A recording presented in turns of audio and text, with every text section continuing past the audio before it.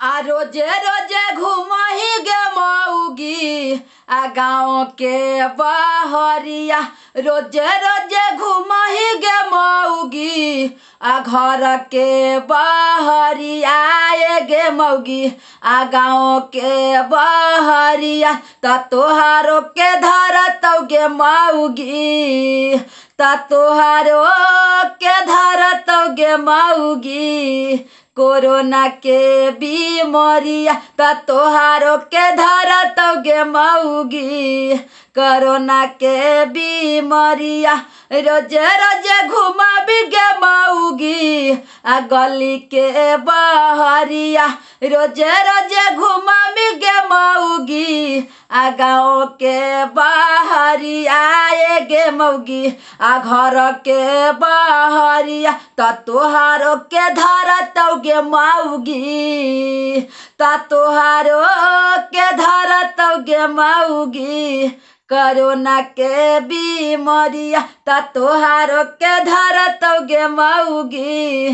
Corona के बीमारिया अपने सुरक्षा गे मऊगी आय अपने से कर गे।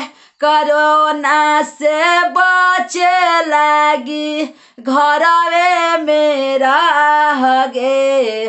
आय अपने सुरक्षा गे मऊगी आय अपने से कर गे। कोरोना बीमारिया से बचला घरवे में रह गे। मुहा में तू बांधल गे मऊगी साड़ी के आचरिया। मुहा में तू बांधल गे मऊगी साड़ी के आचरिया। ए गे मऊगी रुमाल रुमलिया। मुहा में तू बांधल गे मऊगी साड़ी के आचरिया।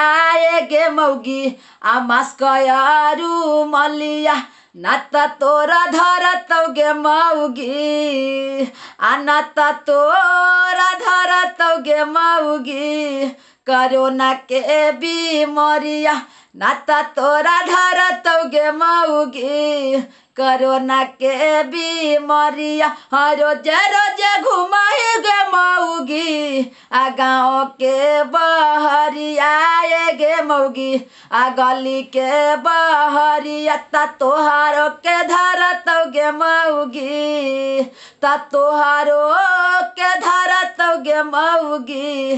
कोरोना के बीमारिया ए गे मऊगी।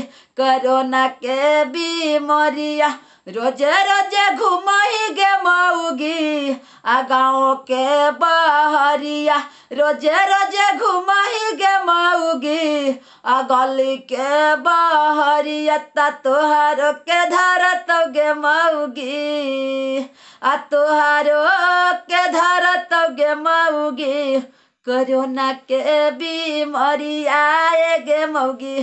कोरोना के बीमारिया। सबके प्रणाम नमस्कार। हम ओम प्रकाश अकेला और बिडरवा के पापा और आप सबसे रिक्वेस्ट है, दोनों हाथ जोड़ के विनती है कि आप लोग घर में रहें। औरत हो या मर्द हो सब कोई अपना घर में रहे, सुरक्षित रहे। क्योंकि हमारे बिहार में भी कोरोना का जनसंख्या बढ़ते जा रहा है। तो आप लोग प्लीज़ घर में रहें और सेफ्टी रहें और गाना को सुनिए और अपना ख्याल अपने रखें, अपना रक्षा स्वयं करें।